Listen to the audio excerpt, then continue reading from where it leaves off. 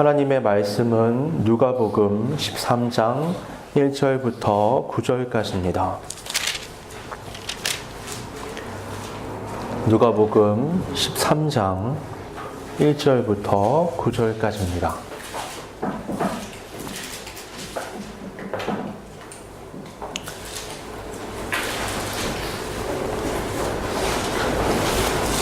봉독하겠습니다.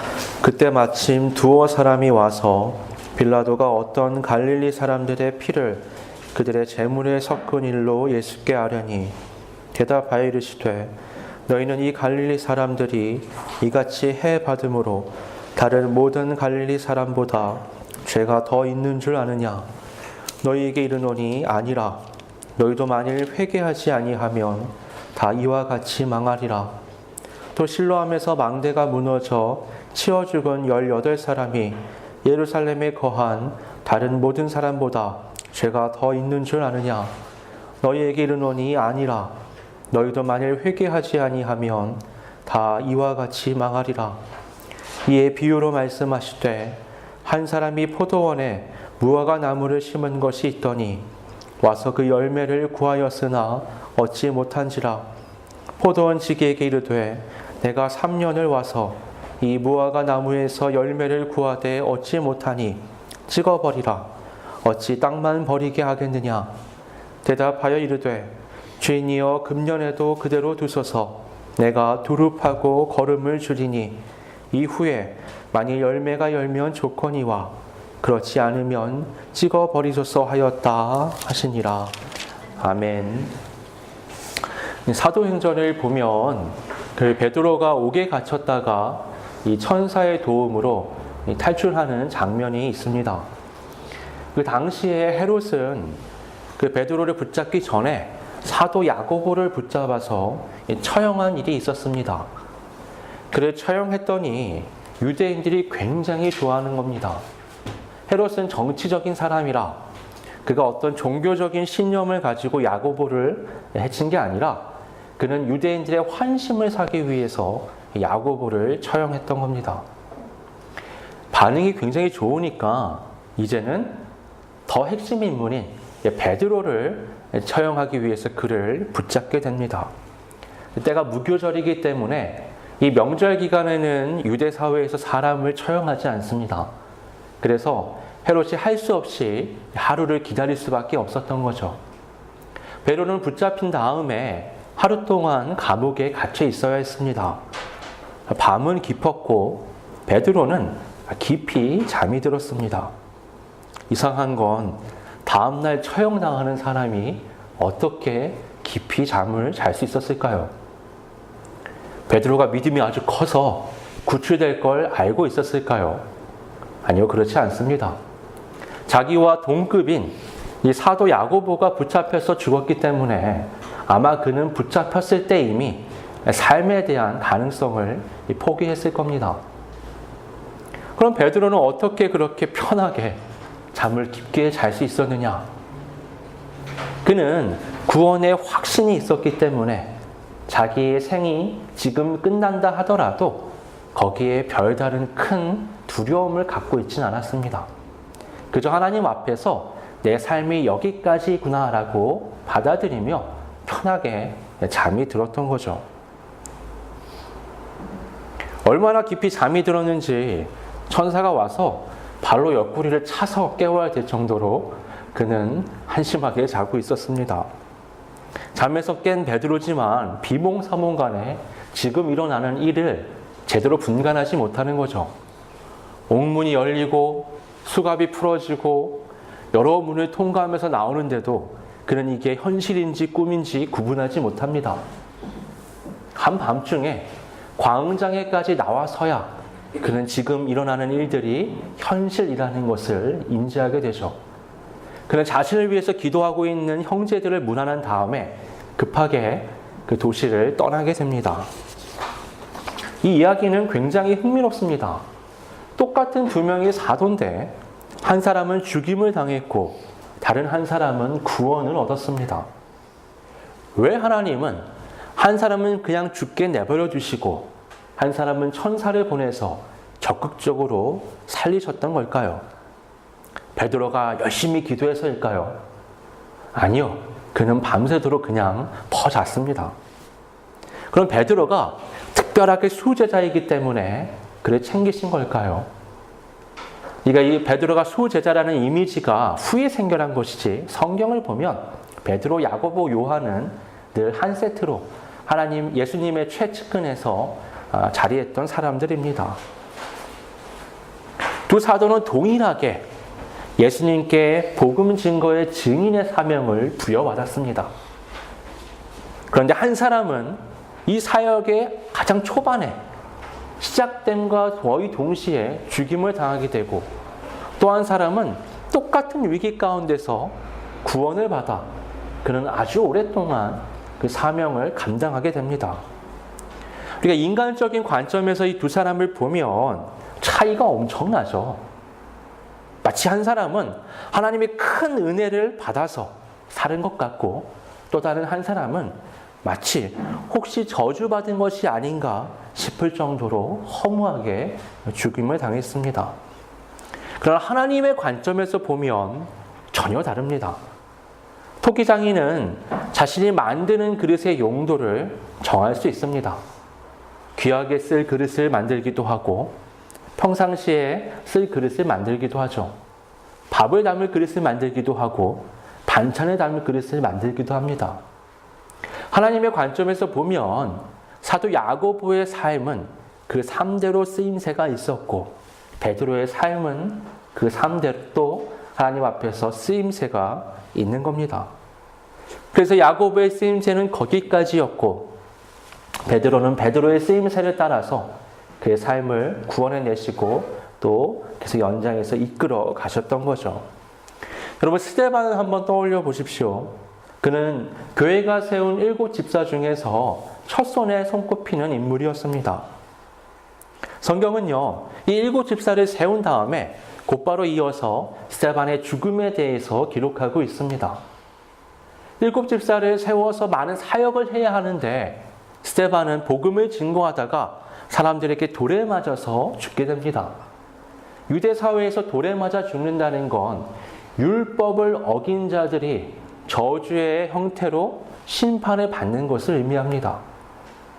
스데반은 사람들에게 복음을 전했는데 오히려 모함을 받았고 거짓말쟁이가 되어 돌에 맞아 비참한 죽임을 당하게 됩니다. 반면에 또 다른 집사였던 빌립은 이 복음 확장에 중요한 역할을 하게 되죠. 그는 사마리아 성에 가서 복음을 전하고, 또 남쪽으로는 에티오피아 내시에게 복음을 전하면서 복음이 유대와 예루살렘을 넘어서서 세계로 확장하는 교두보를 마련합니다. 빌립이 스데반보다 더 낫기 때문에 이런 차이가 생긴 걸까요? 그렇지 않습니다. 그 둘은 쓰임새가 다를 뿐입니다. 우리는요, 이 땅에 살아가는 동안 일어나는 일들에 대해서 너무 많은 의미를 과하게 부여합니다. 이 기복주의 신앙이 생겨난 것도, 또 그것이 없어지지 않는 것도 이런 이유 때문입니다. 인간적인 관점에서 무언가 조금 잘 되는 것 같으면 하나님이 내게 은혜를 베푸시는 것 같고 상을 주시는 것처럼 느껴집니다. 반대로 무언가 조금 안 되는 것 같으면 하나님께서 나를 때리시는 건 아닌가, 내가 뭔가 심각한 잘못을 한 건 아닌가 고민하게 되죠. 하나님은 우리가 아직 원수 되었을 때에도 유일한 아들인 예수 그리스도를 십자가의 대속으로 우리 죄를 씻어낼 만큼 우리를 사랑하셨습니다. 그 하나님께서 이미 하나님의 자녀가 된 우리들을 향해서 조금 잘한다고 올리시고 못한다고 낮추시고, 잘한다고 상 주시고 조금 못한다고 때리신다, 이런 건 제가 봤을 때는 상당히 우스운 말입니다. 하나님을 어떻게 바라보는지는 각자의 자유지만 제가 성경을 통해서 확인한 하나님은 그렇게 인색한 분이 결코 아닙니다. 만물의 창조주요, 역사의 주관자요, 인류의 구원자이신 하나님이 우리 한 명의 삶의 작고 작은 부분들을 그렇게 크게 신경 쓰시면서 우리를 높이고 낮추신다. 그건 하나님의 수준을 나의 수준으로 격화시키는 겁니다. 오늘 본문에서도요, 사람들은 작은 일 한 가지를 가지고 와서 예수님께 나아옵니다. 빌라도가 성전에서 이 갈릴리 사람들의 피를 그들의 제물에 섞었다고 말하죠. 이 빌라도는요, 굉장히 폭력적인 사람이었습니다. 그리고 이 유대인들의 신앙을 아주 비웃는 사람이었습니다.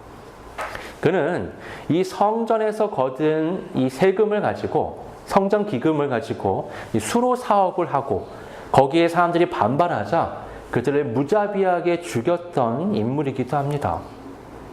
그러니까 뭔가 자기의 권력에 도전하는 것처럼 보이면 그런 무자비한 폭력을 휘두르는 사람이었습니다. 이 갈릴리에서 모인 사람들이 그의 눈에 불온전한 사람들로 보였던 거죠. 그들이 성전에서 제사를 준비 중일 때 군대를 보내서 그들의 성전 안에서 죽였던 겁니다. 여러분, 성전의 제사와 관련해서는요, 사람이 절대 피해야 할 것이 두 가지가 있습니다. 하나는 시체, 하나는 피입니다. 선한 사마리아인 이야기에서 우리가 확인할 수 있듯이 그 첫 번째 지나간 인물이 제사장, 두 번째가 레위인이잖아요. 성전과 관련된 업무를 보는 사람들은요, 시체와 피를 접촉해서는 안 됩니다. 근데 성전 안에서 지금 사람이 죽었습니다. 더군다나 피를 철철 흘리면서. 그것도 너무나 부정한 건데 그 흘려진 사람의 피가 짐승의 피와 섞여버렸습니다. 이거 굉장히 부정한 사건이라고 우리가 볼 수 있는 겁니다. 유대인들에게 이것은 경악할 만한 저주의 사건이었습니다. 그러면 왜 사람들은 이 사건을 예수님께 지금 알리는 걸까요? 지금 예수님은요, 예루살렘을 향해서 나아가고 계십니다. 물론 예루살렘에 가시는 목적은 예수님에게 있어서는 십자가의 과업을 완성하시려고 하는 거죠.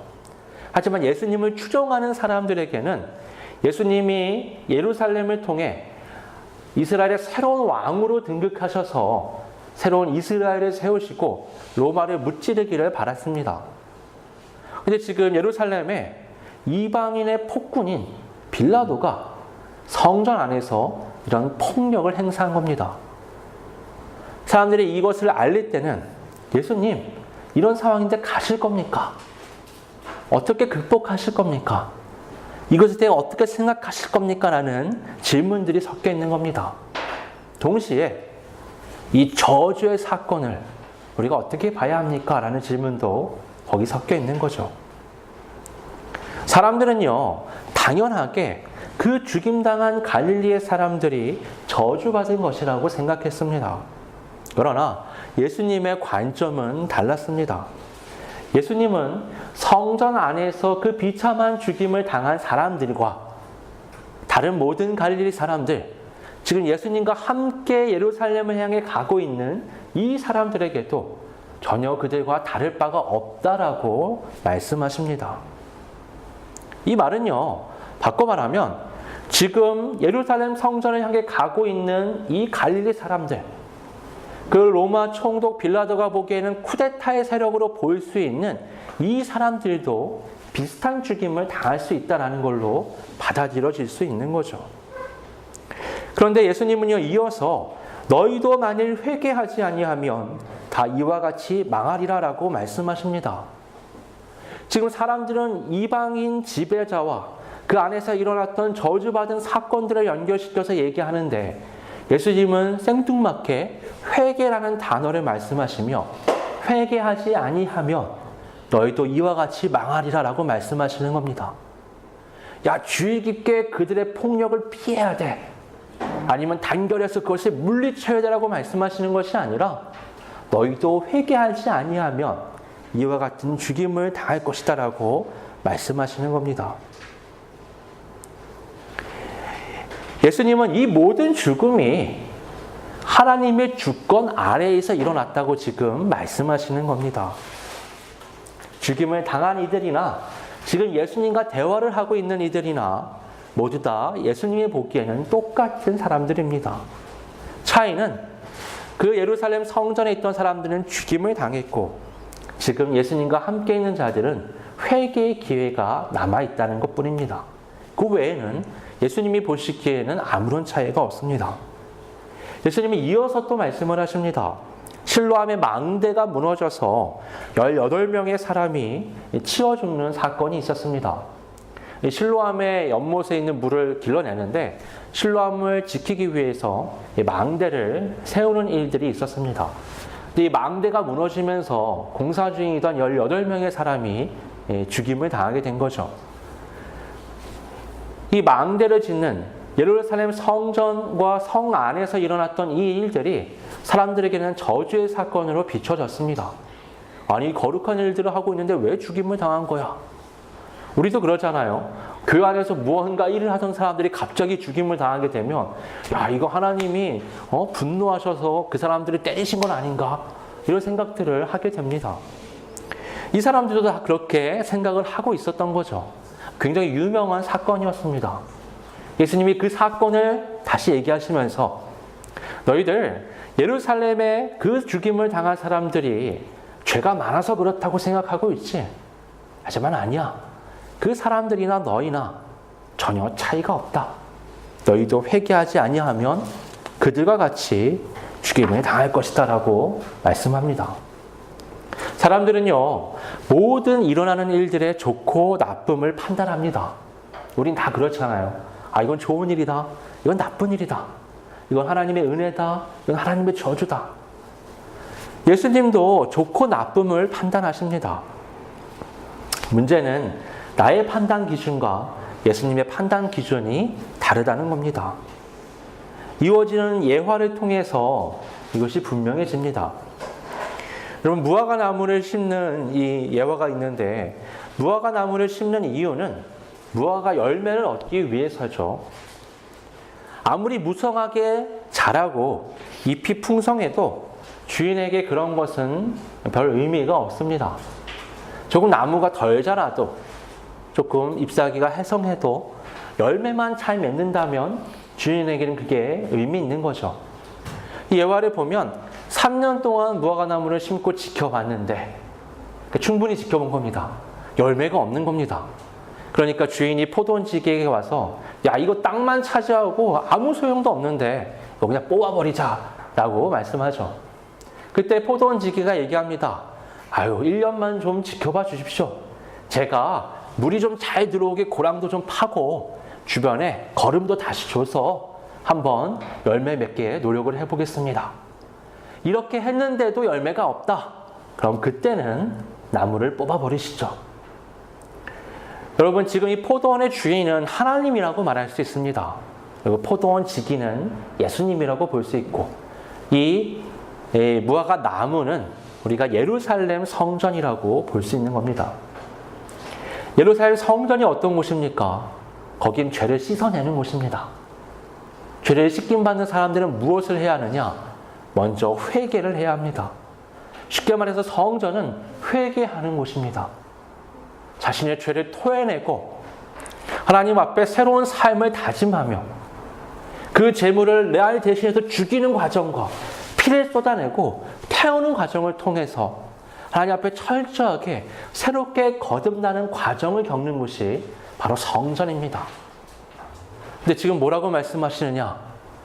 성전이 그 무화과 나무처럼 잘 자라서 잎이 무성한 것처럼 보입니다. 거대한 성전을 지어놓고 많은 사람들이 거기서 제사의식을 하고 있는데 그런데 하나님이 보시기에는 열매가 없는 필요 없는 나무처럼 보인다는 겁니다. 그 필요 없는 나무에게 주어지는 건 멸망의 심판뿐입니다. 예수님은 지금 공생의 사역을 통해서 회개하라고 선포하셨습니다. 회개하라. 천국이 가까이 왔다. 제사 지내는 게 중요한 것이 아니라 이 성전 안에서 무엇을 하는 게 중요한 것이 아니라 너희들의 마음의 회개를 하는 것, 그것이 하나님께서 보시기에 인정할 만한 열매의 삶이다라고 말씀하시는 겁니다.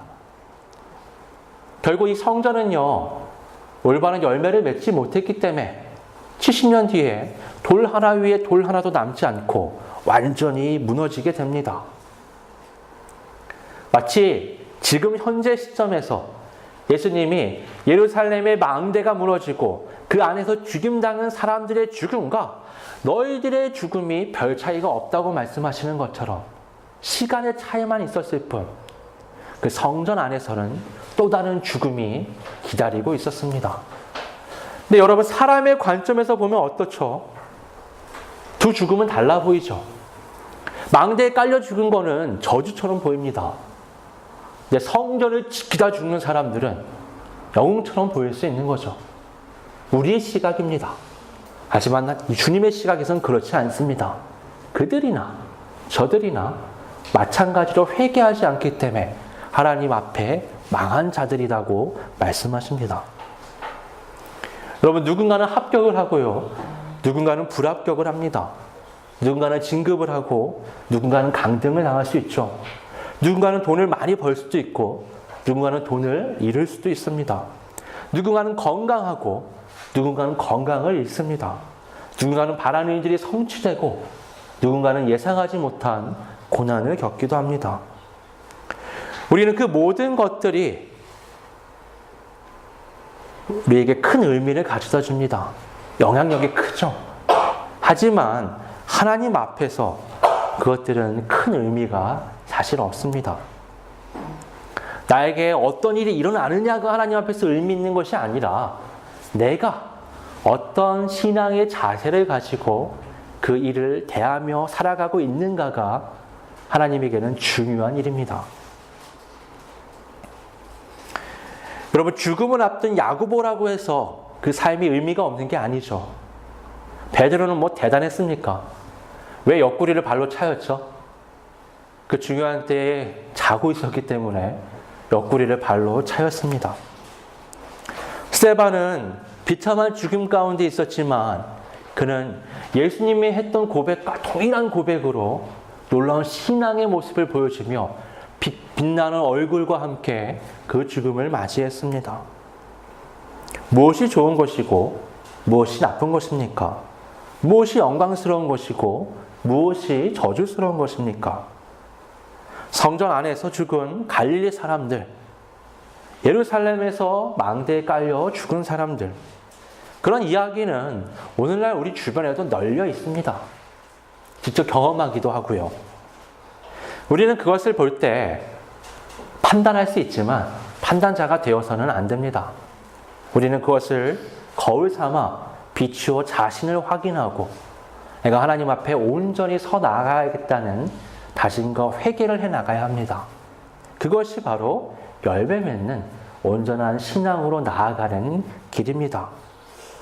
우리에게 들려오는 수많은 이 세상의 소식들 앞에서 항상 깨어서 하나님 앞에서 겸손하게 서 있는, 하나님께서 보시기에 살아있고 열매 맺는 그런 생명력 넘치는 신앙의 삶을 살아가는 우리 모두가 될 수 있기를 주님의 이름으로 축원합니다. 함께 기도하겠습니다. 사랑과 은혜가 풍성하신 아버지 하나님, 우리 많은 일을 겪고 세상에 수많은 소식들을 듣게 됩니다. 어떤 것들은 하나님의 전폭적인 지지와 은혜 가운데 이루어진 것 같고 어떤 것은 하나님의 무서운 진노와 심판 가운데 이루어진 것처럼 보이기도 합니다. 하지만 그런 판단은 하나님의 몫으로 남겨두고 우리는 그저 주님께서 말씀하신 것처럼 우리가 똑같은 사람이라는 것을 기억하며 모든 것을 반면 교사 삼아 거울로 비추어 보며 내 신앙을 온전히 하나님 앞에 세워나가는, 그리하여 하나님께서 기뻐하시는 열매 맺는 온전한 성화의 삶을 이루어갈 수 있도록 성령께서 이끌어 주시옵소서. 거룩하신 예수님의 이름으로 기도드립니다. 아멘.